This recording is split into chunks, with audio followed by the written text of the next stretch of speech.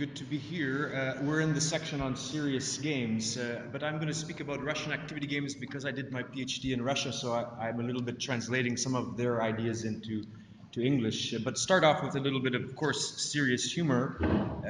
I'm going to sit because there's quite a few images. So, do people play games when they should be working? That's come up before already, and how do games change society? I need a job, and I'll come back to that as well. But right away, some serious games. This was published in The Guardian last year. ISIS is recruiting using Grand Theft Auto, and you can see they're saying it's the same kind of things you're going to get if you're on the battlefield that you're seeing when you're watching Grand Theft Auto. So that's one way games are used negatively. Just a couple of weeks ago, the Gates Foundation, Bill Gates, says, I believe in chickens as a way to solve issues of hunger and poverty in Africa. He's made a game called Coop Dreams. It's not clear exactly what is the game, but you can see here you get 300 points. Congratulations, you can give a flock of chickens to someone. And at the bottom they have a quiz, and if you get the quiz right, you get points. So Gates believes in gamification. We'll still see how this will work. He's bought 100,000 chickens already, but that's his game. Maybe even scarier or more significant on a huge scale, the Chinese have what they call a social credit game. Basically, it's a reputation system. And Sesame Credit is a trial right now. By 2020, it's supposed to become national. So we're probably all familiar with credit scores. What's your credit rating? This is more than that. This is what you buy. So if you buy shoes, for example, work boots, you're going to get a higher score because you're a worker. If you buy diapers for your baby, you're going to get a higher score because you're a responsible parent. Well, hang on. If you visit the wrong website, your score goes down. If you have a friend who has a low score, your score goes down. So the question is, how involved is this game going to be? How intrusive is it going to be into society? And people are calling this the most dangerous idea of 2015, but it's going to come online in a broad scale. In a sense, it's performative behavioral conditioning. If you do things the way the game wants you to do them, that'll be better for society. And because China has just a few people controlling the media sites, it's possible there. Now, I want to throw out something. I'll come back to it later. Hypothetical. What if we could use games to play for work? So, for example, you're unemployed or you're underemployed, you're looking for a job, you're young, you take a few games, play a few games about your career goals and competencies. You play a group game and you win the game. And because you win the game, you win a job. You get to work. Is that possible? Is that a real possibility, and what difference would it make for society and economy if it were possible? So throw those things out at the beginning, and here's the outline of the presentation. A bit on understanding media, serious games, then to the basic focus on these Russian organizational activity games, and I'll come back to the play for work later. So McLuhan's Understanding Media, obviously everyone's probably familiar with the extensions of man, but in that book, the chapter on games is actually subtitled The Extensions of Man. So does that mean for McLuhan, what we need to do to understand the extensions of man is to understand games? If you switch the title. So he puts a really big focus on games. And at the beginning, he starts by saying games happen in the Western world, which is intensely individualistic and fragmented. And for him, games are social. Games have to happen in a social context. So they extend group awareness, and there's this simultaneous participation of many people at the same time happening in these games.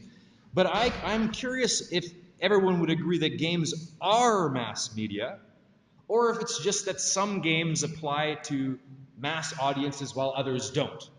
If you're playing a game on a local scale and nobody knows the game, it's not a mass media in the way that McLuhan says. But the focus on games is certainly there in his work. So people have been asking definitions. I make a very simple definition of a game. A game is simply there's a problem or there's a question. There are rules to the game. You need to follow the rules. Otherwise, breaking the rules, nobody wants to play with you. There's a competition of some kind. There's a result. And then there might be reward, or it might be just there's no actual winners or losers, but some conclusion is reached which finishes the game. So the game has to be able to be finished. The interface between people, challenge and curiosity, etc. This sense of control. Who's in charge of the game? Does it have a referee? Is it the players that are following the rules? People play to win, to gain status, etc., to gain badges now in the digital sense, to get on a wall of fame or a hall of fame board. There's many different kinds of games that have been talked about already. War, maybe being the oldest, politics, family, etc. Communications, business games. I'll touch a little bit on that, and a few variety of games.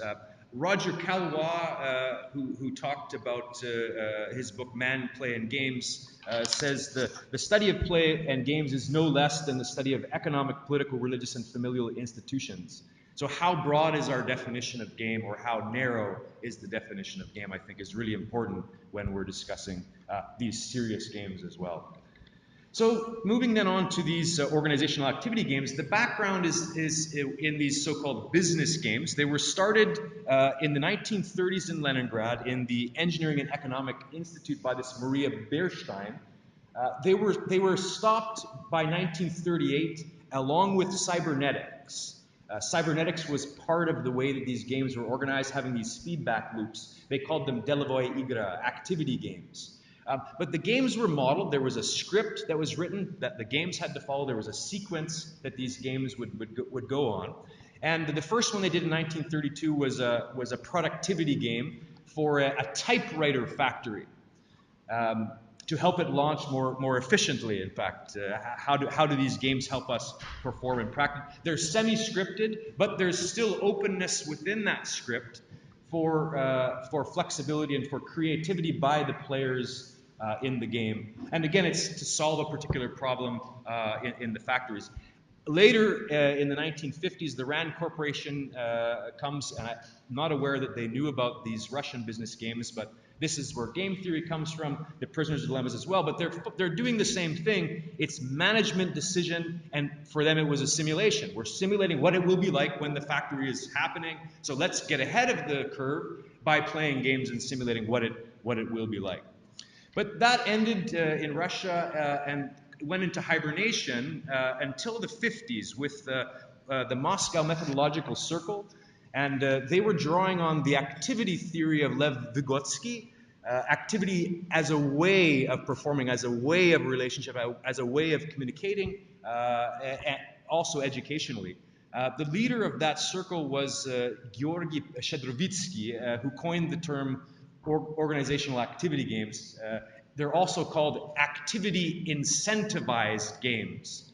So the activity itself is put at the center as a methodology for team thinking. It's a systems approach, which has been expressed as being at the core of media ecology as well. But it draws on this cybernetic notion of guidance. We guide the game. So there's managers of these games. The navigator is the kybernetics.